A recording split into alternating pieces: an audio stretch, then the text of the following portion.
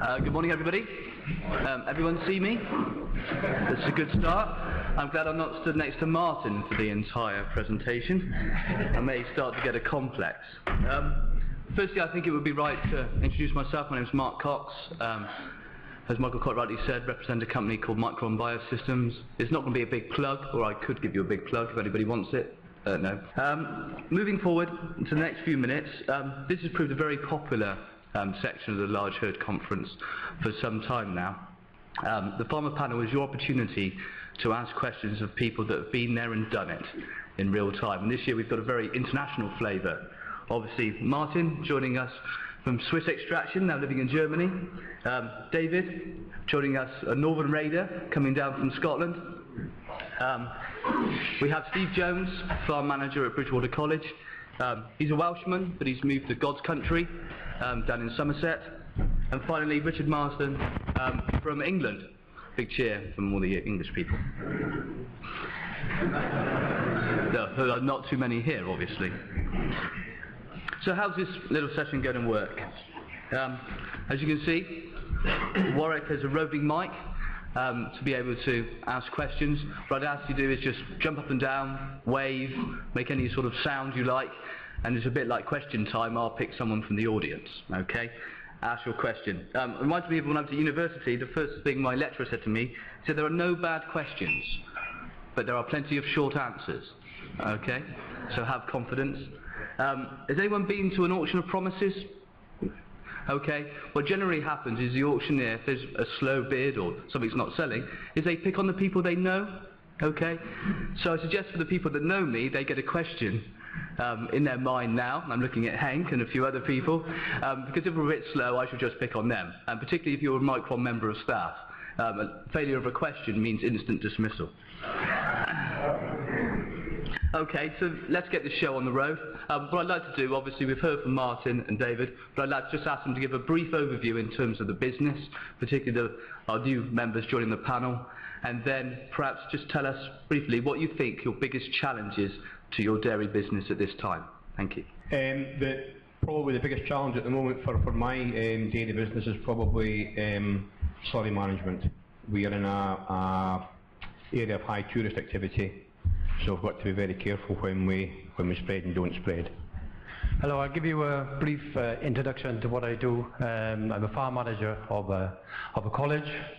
So before I started 6 years ago, I did have a head of hair, but it's rapidly decreasing with student numbers increasing, so it's quite a hard challenge for me. When I went there, it was about 180 cows. We run 250 at the moment. We have an expansion plan to go to 400. So last year we made some decisions. We'd reached our 220 odd numbers. We decided to go back and look where money was being wasted or where we weren't doing the job properly. As a college, we get 120 to 200 students looking at what we do. Besides the parents, and have an expectation that the college has to do it properly, or it's not good reputation for you, so you have to do it properly. So we went back and I looked where our costs were. Fertility was a problem for us. Vet costs were high. We changed to Charlie King as a nutritionist. Came in with a new idea for us. Changed our dry cow diet. Changed our body condition scoring. So we looked at that. Too many fat cows coming to the end. So we now have a group of cows, probably about 200 days into lactation. They go into a separate group. We increase the protein on that group, take the energy density down. They milk just as well, but they don't lay down fat. So we've got very few cows now coming to the end of lactation fat, and that saved us a lot of problems. Dry cow management, we do use a high straw diet. As long as it's monitored properly, it doesn't give us any problems whatsoever. We've had one DA in a cow. She had yoni, so we put it down to that rather than anything else. We've had 3 heifers with DAs since we've started, and that was a social problem, moving them too late close to calving. So since we've altered that to move all heifers straight to their dry cow yard 8 weeks before calving, that solves that problem. So very few problems at the moment in terms of that. Going forward, I have an expansion program to go to the next 120 cows on robots, and into that my biggest single problem is good for the industry. We've gone from 40 students when I started 6 years ago to 150 this year, looking to over 250 coming in this September. So my challenge is, how do I set up all the practical tasks for those students to come out in the industry with the right approach to what they have to do in life. Hello, I'm currently farm manager for Willys Farm in North Devon. We run currently 2,600 cows on 3 units. We've increased numbers over the last 5 years by around about 1,000 cows. We've got a range of buildings from new builds to a lot of old traditional buildings that have been adapted. We currently, for the last 2 years, we've been bedding on sand. We've adapted all the cubicles onto that system, which has helped cow laying times, cow stress has been improved. We do all the work with breeding and such like in the cubicles. We don't tend to put cows in pens out of the parlour or things like that. We're on the high straw dry cow diet. We've been doing that for 3 years now. It's been a big help, big belief in that. The only disappointing thing is we've improved cow health, but we haven't actually improved milk yields overall in that period. We're currently running around about 10,800 litres sold. We seem to have come against a bit of a brick wall. We can't seem to get past daily yield above 35 litres. Always striving to produce more milk because we've got a high cost system. As regards to challenges for the business, the biggest challenges that we're finding and have for the last 3 years, is anti-large scale farming, and that's a massive thing for us. It makes it virtually impossible to get planning permission to do anything, and we try to work with the neighbouring people that really have a dislike of large-scale farming, as to where that's smells from slurry, which we limit by injecting all the slurry, or as to whether it's vehicle movements to or from the farm, and that's where I see the biggest problem that we've got on our farms at the moment. Is if we want to move forward, if we wanted to expand, we'd find that very, very difficult at the moment. Biggest challenge for us is people management. We spend a lot of time to do it, to train people, monitor people, and we have to increase our communication system, how we communicate on the farm, how we communicate with people, and this will be the biggest challenge for us this year, next year. Yeah. Okay, thanks Martin. Can I invite some questions from the floor? There's a young lady there. Warwick, just for you, young lady, wearing a black top, very attractive. Stop running, Warwick, it's okay. Hi, I'm Heather Wildman, Dairy Co Extension Officer, and I have the privilege to work with the best farmers in the world, which of course are in Scotland. My question is to every one of the panel members. What is your vision for dairying post-2015? Great questions. We lose our quota system. It's hard to say what's going on. Maybe you're following the system in Switzerland. They lose quota system a couple of years ago. There is not changing really much about this, and it's hard to say what's going real on, but I think there is certain standards and regulation about the milk, but I can't say exactly what the system is after. But I think if you produce efficient milk, good quality milk, and with low costs, you'll be standing in the market after 2015. I don't think quota is going to have quite the impact that we maybe thought years ago. I think feed price is going to have a massive impact versus milk price. If it's a high milk price, we're going to produce it. And I think also it's not just a European market now, it's a global market. And we're obviously going to be very vulnerable to weather tendencies as well, the extremes of weather. I think as we go forward, we'll probably It'll all depend on farm profitability. If it's profitable, milk production will go up. If it isn't, I think if you look at your new revised contracts, there's provisos in there where they take your milk past a certain percentage, so they've obviously built in that case just in case you do produce too much milk where they decide to take it. So I think from a milk buyer's perspective, then you've already built that problem in for us in the future. Yeah, I don't really see any changes from now post 2015. There'll be the same challenges. The economics I don't think would change because of what's happening or what may happen in 2015. I think there'll be the same old problems, managing staff, motivating staff, high feed costs, low milk price. I don't really see 2015 changing those. Okay, take another question from the floor, or else I'll stop picking on people. One at the back there. What's your protocol for calving cows in the transition? Well, this is a big question then. So protocol is we use maternity pens, so we let standing calves or cows as long as possible in the stalls. Walk through the stalls to the barn every 30 minutes. Catch the cow who start calving, bring it to the maternity pen, and let calving there by your own. Right after calving, we separate cow and calf and process the cow, milk them, and drench the calf.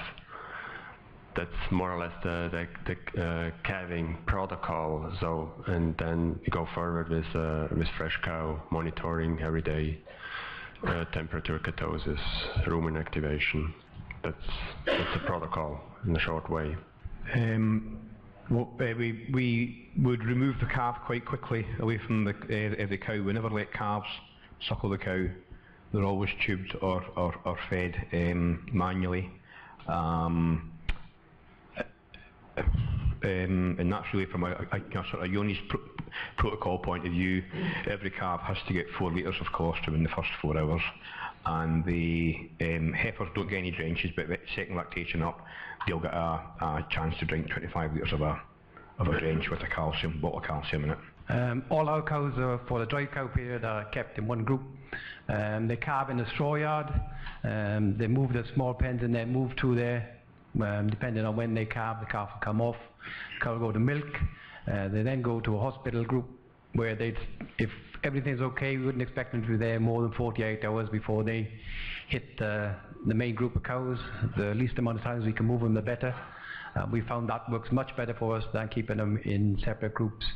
If the cow is healthy, she calves with no problems. It's very, very easy to move her.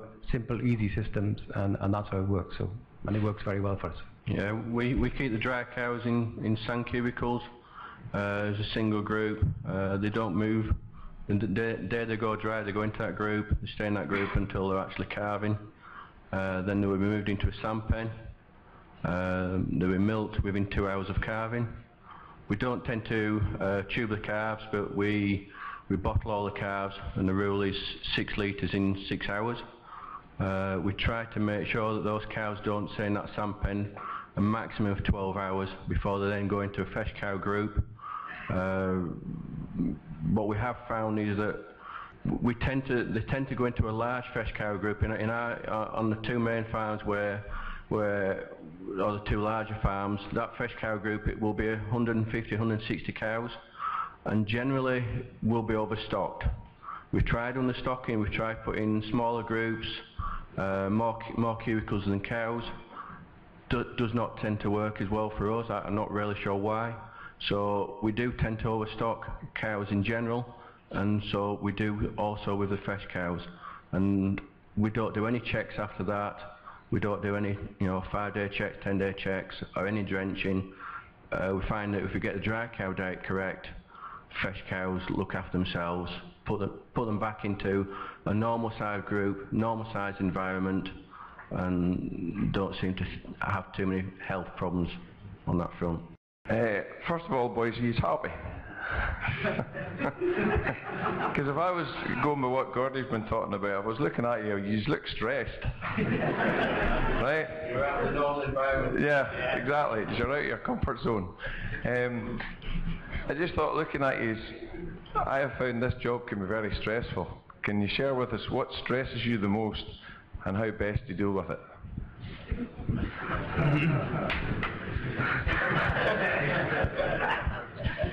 I'm looking forward to this answer. What stresses the most? Oh, there's a lot of things, but there's a lot of things that we can stress. Yeah. No, normally stress is done by yourself most of the time. Otherwise, it's maybe goofy people or bad prices or what else. You can stressing about many things, but it's a personal thing, I think, how you work with stress. And I think it don't allow us to be stressed every day. Maybe we have a bad day, or I have a bad day, but normally it's easy.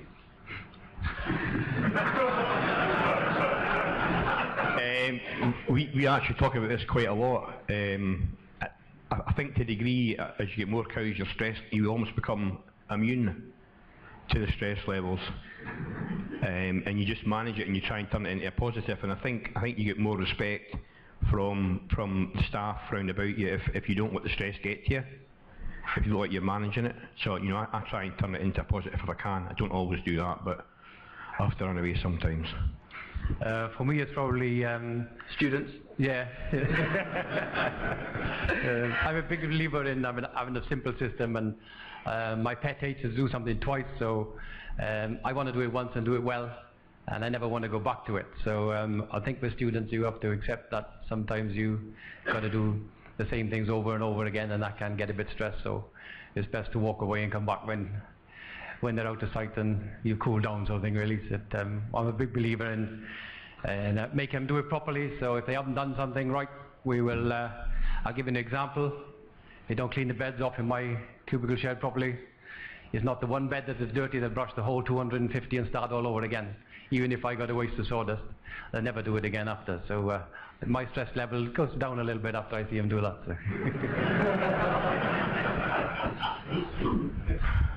Yeah, I find stress can be good to use that in a positive way at times, and I have a simple rule: if I'm feeling stressed, share it with somebody else.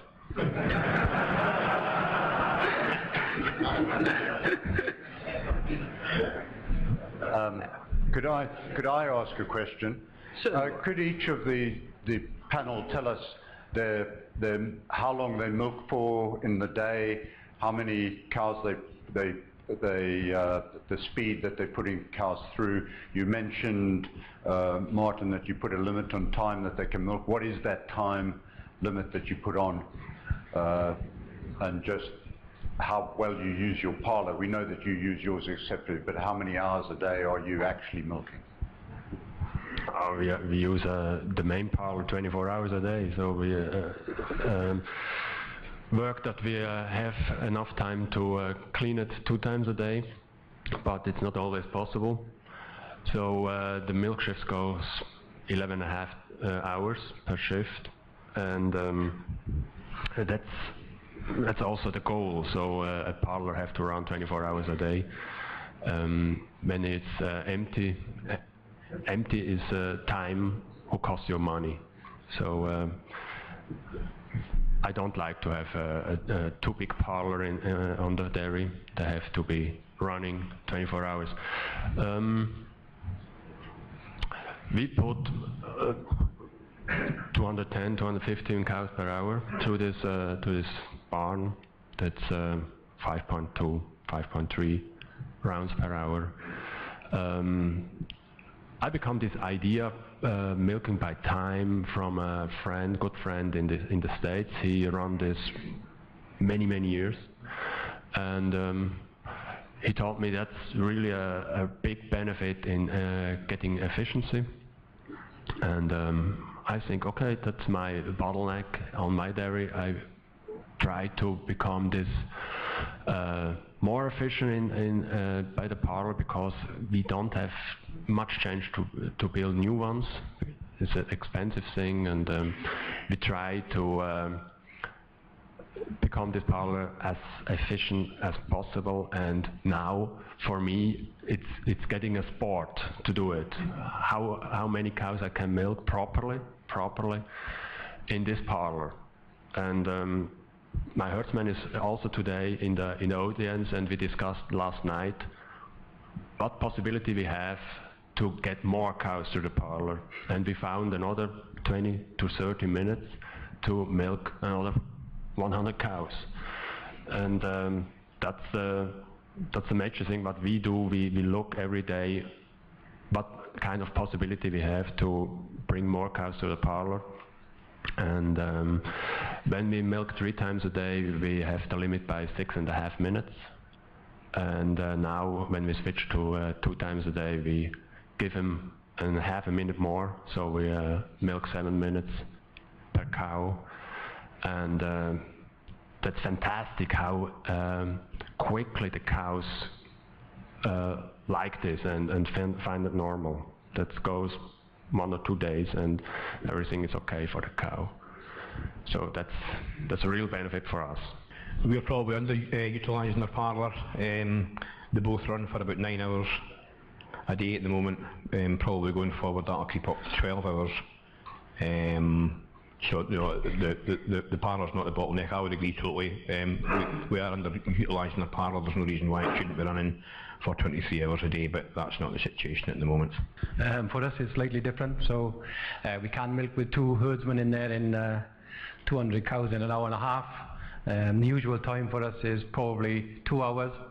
So we milk with 1 herdsman and 2 students, so depending on the level of that student, it can add another 20 minutes or so to that milking time. So yeah, we got to live with that as part of our teaching. So long term, we have to look at whether we go to 3 times a day milking, purely for the number of students, so we may get a little bit more efficiency out of that parlour. Not because maybe for milk yield or efficiency, but really from a teaching perspective. So the number of students going through to give them that practical experience, we would probably have to use our parlour a lot better than we do at the moment. Yeah, we milk 3 times a day on all 3 farms. The first farm we moved to, that we increased cow numbers up to 1,000 cows. That's a 32 parlour. It's 30 years old. It's not very good entry in or exit out. We can milk with 3 people in there, and quite an intensive routine of spraying, wiping, fore-milking, attaching clusters, post-dipping. We can milk 950 cows through that parlour in 7.5 hours. So that parlour's running 24 hours a day, never stops. The farm that we increased to 1,200 cows more recently, that's got a 24-48 herringbone. That is able to milk 1,100 cows through the parlour in 7.5 hours. Same again, 3 people. We employ all Latvian staff that work with the cows. There's only one other English guy apart from myself that actually works on the farm with cows, and we've gone onto a system of there's only generally girls that work in the parlour. We've taken all the men out of the parlour. The girls they're more caring for the cows, but they also tend to be more efficient. Maybe it's a little bit easier to bully them, to put them under pressure, to milk cows faster. They tend to respond a little bit more positively. Joking aside, that's a limiting factor onto our farms. How many cows can we put through the milking parlour in a 7.5, 8 hour period? And that is the limiting factor, not cow accommodation, but parlour throughput. Unless we have to make a really big investment to then go to a bigger parlour, which then requires more cows. Like I was saying earlier, that probably isn't feasible at the moment because of the anti-farming brigade for us. It's Dan Griffiths from Zoetis. I wondered if you could give us an insight into how antibiotic usage on farm has changed with increasing herd size. Yeah, with bigger herd you have possibilities to make analyses. We have a little laboratory on the farm. We check cows by in every mastitis cow case what kind of bacteria we had and can treat it specially. And we have, I think, with this method, a real good treatment for mastitis in this case, make culture. From my experience, antibiotic use in the herd, as the cow numbers rise, I think the usage actually gets less, because if you've got a problem, you've got to try and cure it quicker. You know, if you have 100 cows and you're treating one cow, fair dues, but if you've got 700 or 800 cows, 7 or 8 on treatment can suddenly become 16, so you've got to nail these things quicker, get the protocols in place, you know, dry cow ration, etc. So I'm quite comfortable about antibiotic usage in our herd. I think as we go forward, we probably have to use less antibiotics. We have to do that from a cost point of view, from our welfare point of view of our cows. If you're using them, then there's something wrong, so we have to look at that. So we monitor it quite well at the moment. We're probably only running 3 to 4 cases of mastitis a month in our 200 odd cow herd. Our cell counts run at the moment on the last 4 months below 80. We're very particular about cleanliness and what we do, make sure the students do it properly and the protocols in the parlour. So I think if you can do that, repeat cases per month, and only running 2 or 3 as well. So we have lowered our mastitis levels quite significantly in the system, and it's really about the welfare of the cow and how the cow's immune system works. The cow's happy, your immune system can cope with it. If you stress her, she can't cope with it, and it's as simple as that, really. Yeah, I don't feel there's any connection between herd size or antibiotics. It's all about the health of the cow. If we keep the cows healthy, you know, we don't tend to use very much antibiotics other than for mastitis treatment. Mastitis, I think, is running about 30 cases per 100 annually.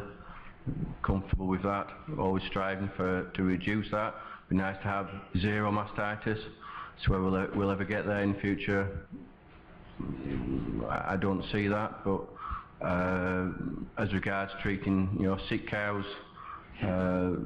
we don't use very much antibiotics for that, because we tend to try and keep the cows healthy. That's where the focus has got to be, and possibly the only correlation is that the larger farms are able to put more emphasis on attention to detail, on focus on specifics, and maybe that's where the larger herd sizes and expanding allows you to reduce things like antibiotics, because you can focus on what are causing the problems in the first place, rather than fire brigade tactics.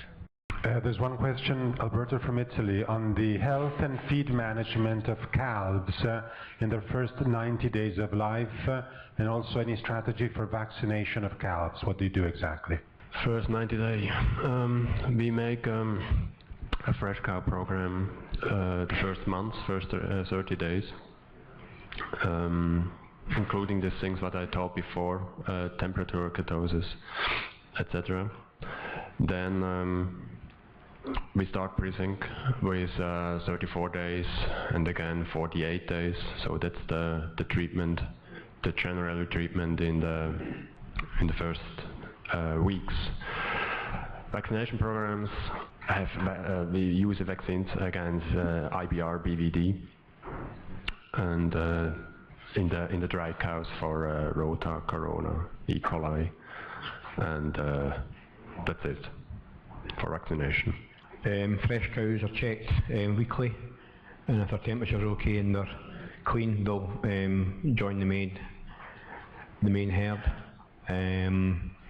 If they've not been seen breeding within 70 days, they'll go into an off-sync programme. Our vaccination policy is a clostridial vaccine twice a year, 1 BVD, 1 lepto and 2 IBR. For our policy for fresh cows, really, when they've calved, if we go on to the main herd, they are checked to make sure they're clean about a week or so after calving. That's what all we do to them, really. If they're healthy, it's not a problem. If there is a problem, they'll go back into the hospital group for vaccinations. We do lepto BVD, that's all really. So that's done whenever it's due in the year, and that's about as much as we do as far as vaccination. Yeah, any cows not seen in heat by 70 days will go into an off-sync programme. Other than that, we don't tend to check all cows, only ones that are visually dirty will be checked and cleaned up. As regards vaccinations, we vaccinate for lepto once a year, BVD annually, IBR twice a year. We are actually, this week, we will be putting the cows onto the Schmallenberg vaccination programme. We have vaccinated for salmonella in the past, but not currently doing that. That's our vaccination. Just to respond to Martin, can I just ask the sim question? So feeding regime for 90 days and vaccination programme for young stock calves? Vaccination in young stock is we use BRSV vaccines, and also IBR BVD in young stock. Yeah, that's vaccination. And the feeding programme, Martin? Feeding programme, we feed whole milk twice a day for 10 weeks, and we wean them with 10 weeks, and they go to a calf ration, especially calf ration then. First calving age 22 months, and we have 4 different rations in this time through this first 2 years. Vaccination again, IBR, BVD we vaccinate before we breed them, and IBR with 90 days. And are you breeding at weight or height, Martin? We start weighing and calves and also measure the heights, but that's just starting now. We bred on age. They're on cow's milk for 3 days, then they go into powder milk and they'll be weaned off about 7.5 weeks. They've always got access to a baby calf quicklet. They're then quickly moved on to our own home mix, where they'll go up to a maximum of 3.5 kilos and ad lib straw. We're tinkering with a TMR ration for these heifers at the moment, and they then move on to push out from the dairy herd before they move on to the heifer rearing unit. Vaccination policy is just the same as the cows. For us, as soon as they're born, they get 4 litres of colostrum. So that's usually within 15 to 20 minutes of being born. That's the protocols we use for that. Calf is moved then to the calf unit. It'll get 4 days on cow's milk. Probably the colostrum that comes off the cows, that'll be milked at that point in time. We then put them onto milk powder. They go onto a machine. We start at 130 grams a litre, 6 litres a day. It builds up over the 14-day period, so in the 14 days at 150 grams. We're looking for 700 plus grams of growth a day. Mostly we achieve that. 48 hours after they're born, we take a blood sample. That goes for testing IG levels. So we see whether we've achieved what we should have done with colostrum. We're doing a lot of monitor on calves at the moment. So the first lot have gone through. We're going to monitor them for 5 to 6 years, see whether immune levels of the calf give you immune levels through your lifetime. So we're measuring that. The first lot coming off, first lot of interest for us was a calf that gets scours once, doesn't affect growth rate, twice, doesn't affect growth rate. If it gets pneumonia once, doesn't affect growth rate. If it gets pneumonia twice, that 3 months weaning will drop you 10 kilos at weaning. So 2 lots of pneumonia is more of a problem than 2 lots of scour. So the first lot of data coming off is quite interesting from that. So we're not getting growth. We measure growth rates. The powder input is high. We now wean at 3 months. We've gone to mix our own ration for the calves, for concentrate ration, which is basically ground wheat.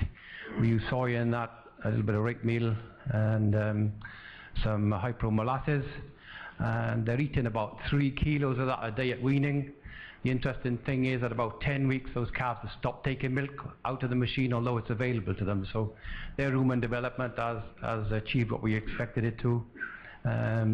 and they're weaning without any check. So they are growing at over, I think the last lot coming off are nearly 0.8 since we changed the ration, the concentrate ration. So there are no vaccinations. Again, if we got healthy calves, you don't need to vaccinate. We were having problems before with calf health, and it's really down to growth rate and inputs. If you get that right, the pneumonia goes away. It's the same building, it's the same environment. If the growth's not right, we are having, and the inputs are not right, we have problems with pneumonia. So you can't tell me it's the building that's problem, it's the way we manage the calves. We have a very simple calf system. We run a flying herd. All the calves are beef cross, so we sell them at 3 weeks of age.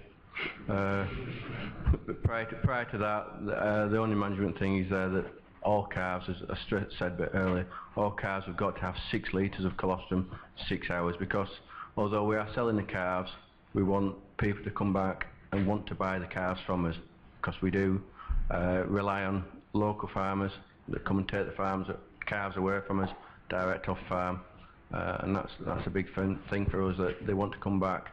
They've got healthy calves, and if we don't get the colostrum into them in the first 6 hours, they'll go on and have the pneumonia and all the other things. So no, there's no vaccination of calves. It's just a question of getting colostrum into them in the first 6-12 hours. That's all we do. It is Amy Jackson. I just wondered, you obviously have implemented changes and learnt things and are developing, but where do you go to learn and get new ideas? Who do you speak to that you trust? What do you read? How do you get these new ideas? Yeah, there's a lot of consultants coming on the farms for sure. We have a veterinarian coming weekly. We have a feed consultant comes also weekly, and we work close with 2 universities. Veterinary university they visit us monthly. They try to visit us monthly, but I'm pretty on the same level like Gordy Jones talked this morning. There's a lot of consultants coming and walk through the farm, but the benefit is not always really big. So we concentrate us of a hand of real good consultant, but we work for many years together, and yeah, there's a lot of good ideas coming through the farm, but it has to be an idea and a benefit for my dairy, not for the neighbor's dairy. So it's hard to say. It has to be a partnership for many years for a consultant. Yeah. I would look towards the Glasgow Vet School, obviously, for veterinary advice, Tim and Lorenzo. I looked to Richard, Richard Veckley. We've worked with Richard for 10 years now. I'm also involved in 2 discussion groups, and you tend to find if the discussion groups maybe get 10 or 15 people in it, you always gravitate towards 2 or 3 that think, well, you know, like myself. Hopefully not people that are on your doorstep, so you're not competing maybe for the next farm that comes for sale. Try and build relationships with these people. I think that type of relationship is vital. I think these sort of seminars, what you read, or the internet will also give you lots of new information, but the biggest thing you'll find is an open mind. If you've got an open mind, you'll think of new things yourself, and those will be the biggest benefit to you, because every system that you run is different, so you have to do it for the farm that you run yourself. So new opportunities come with an open mind for me. I just think speaking to as many people as possible. Yeah, we've got some good people come on the farm, speaking to our farmers. You know, I said have an open mind, try and keep things simple, and you know, where the ideas come from, never really sure. Never know if they're good ideas or bad ideas. You know, lack of ideas is never a problem. It's knowing if they're good ideas or not. But yeah, no one source. But I think generally the best advice comes from other farmers, or the best ideas from people that have tried things, they've seen things. You know, going on other farms and going with your eyes open, I find the best. Hi, I'm just wondering whether you all pool your colostrum, do you screen for Johne's, and do you have any problems with that disease? No, we don't test for Johne's. We also don't pool the colostrum. We feed the colostrum from the mom. We collect colostrum immediately after freshening and feed this colostrum to the baby. We check colostrum before with a colostrum meter, but we don't do any special things against Johne's. I am told by some people that it's a sleeping giant. It's going to be a big problem going forward. We don't test for Johne's because the test's pretty crap. We just try and implement good protocols and stick to them. That's all we can do at the moment.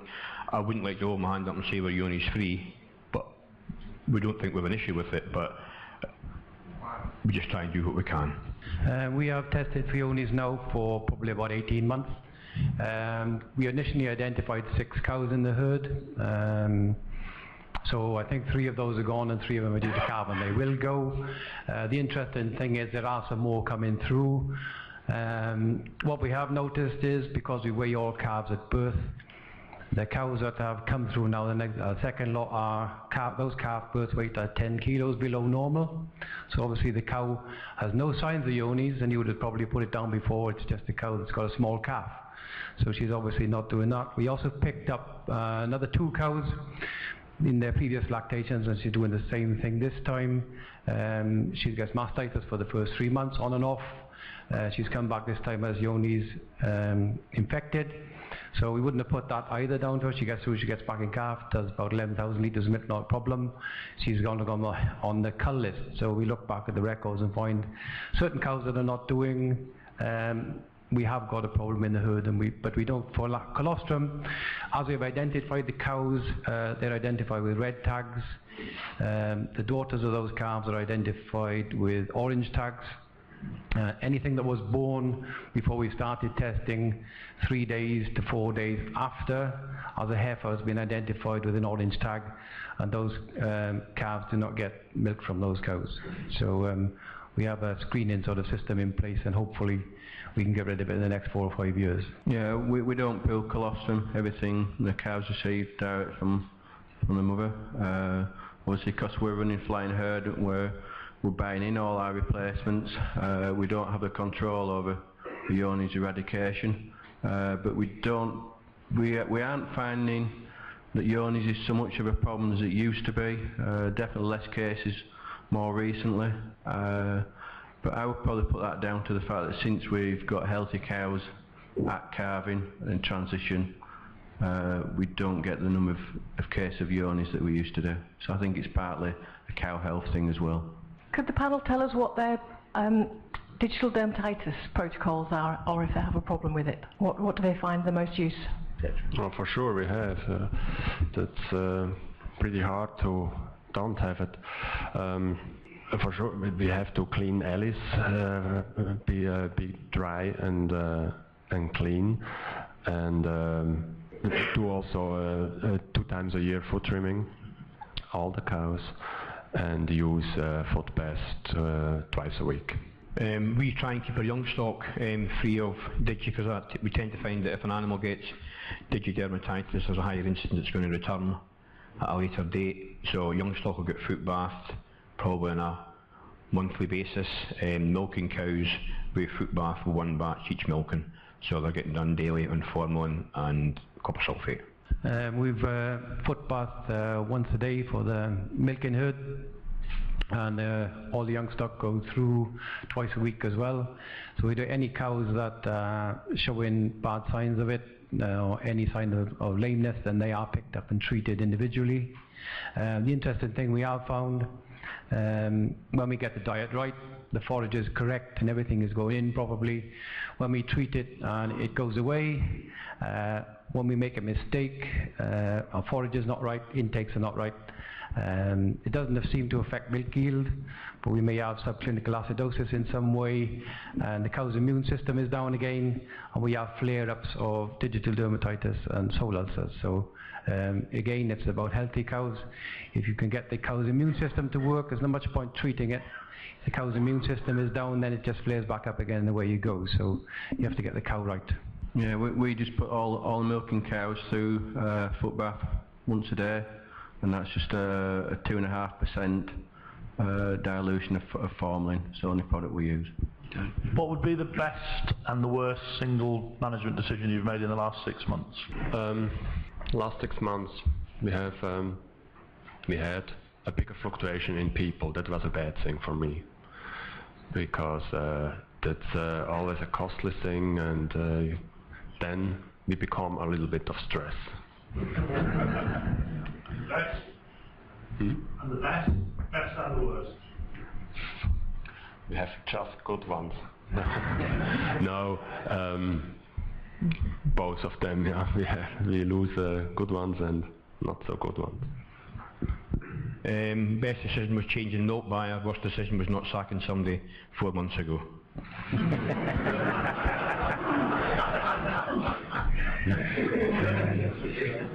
The best decision probably to change the diet for a more healthy system to make sure the cows go. The worst one probably trying to grow more corn last year to save money and ending up with not enough grass silage this year because the Italian ryegrass wasn't in the ground ready to cut this time. So, but that's probably a weather-related problem. Yeah. Best decision. I think stop trying to be an Alba farmer and concentrate on growing forage crops, i.e. grass, because we've been trying to grow wheat, barley, maize in a part of the country it doesn't suit. That's cost a lot of money over the last few years. So that's not specifically the last 6 months, but I think that's been a good decision to stop trying to be, in theory, give the cows a mixture of forages. It's just not necessary, or it's not achievable. Worst decision, agreeing to sit here.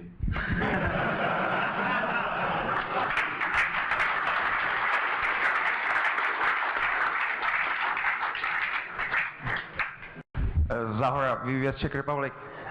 Can you tell us how you manage your relationship to your customer, to processing milk processing plants? And do they rather support you or stress you for the future? No, there's not a stress behind this. Yeah, you have the daily work, and you have to manage the people and the cows, and look that everything is on the right time, on the right place, and this is the major thing in managing this farm. So, can you manage your milk buyer, Martin? The what? Your milk buyer who takes the milk from you. Can you manage them? That was the question. Your relationship with your milk buyer. Do you have one? Can you manage them? I don't understand. That's okay, don't worry. David, we'll try to answer that. If you can't manage a milk buyer, please give us all the secret, and that would be great. Well, I've just changed milk buyers, so the answer is that I couldn't manage the last one.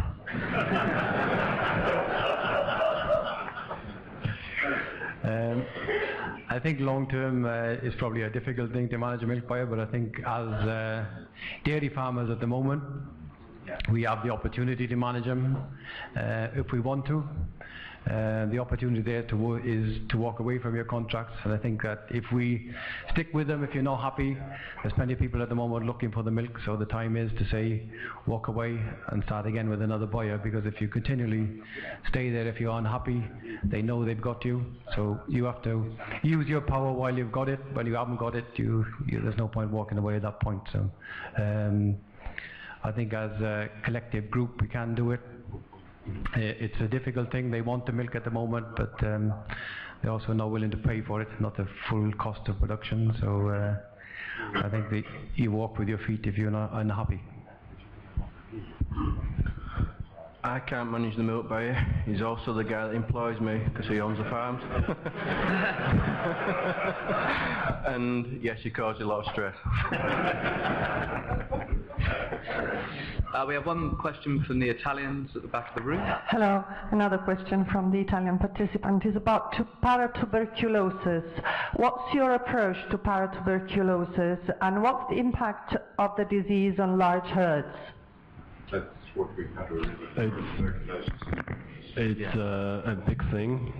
We know we had it, but it's hard to fight again. We try to do it by prevention, so we have maternity pens.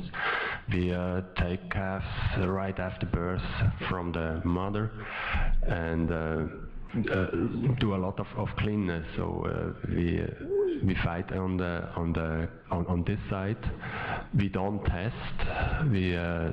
We don't test cows or colostrum. Maybe we have it to do in the future. Maybe. I think there's a little bit of confusion. I think when you mentioned TB shots, you meant Yoni's, is that correct?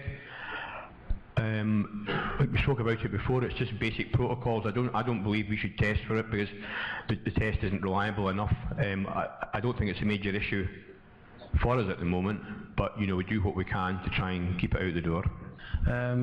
We've already mentioned it, but from the point of view of managing the calves, and any cow that's been identified with an orange or a red tag, then the calves don't get colostrum from that. It's come from a cow that we assume is clear. Like I said before, we're buying all our replacements, and we definitely tend to be seeing less cases of it. So, as an industry, obviously, we're going in the right direction.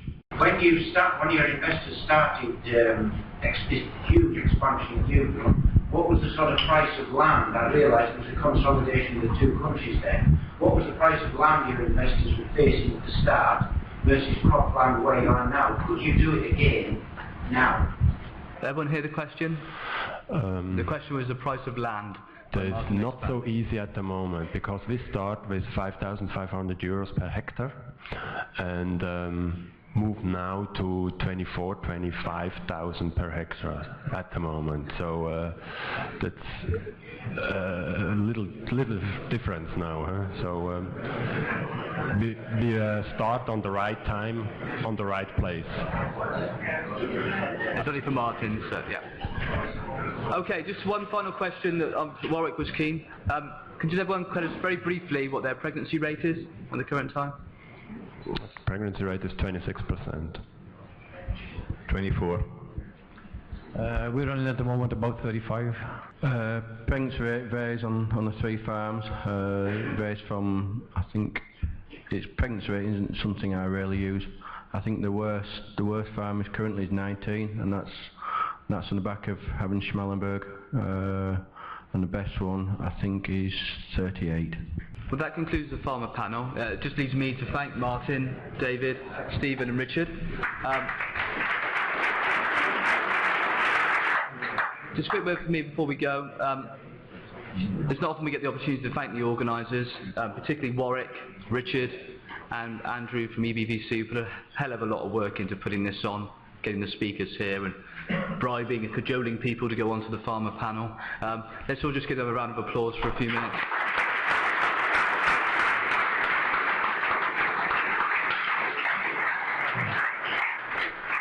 Just hand over to Michael Bain to close the session. Thank you.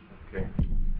Thank you very much, Mark. It's always a tremendous session with the Farmers Panel, and I'm sure I saw hands still going up at the end there, and I'm sorry we probably weren't able to take all the questions, but thank you all for contributing.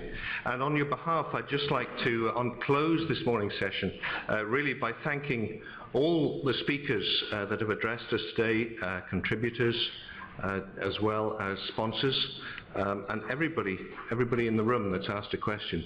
So thank you very much indeed for your contribution.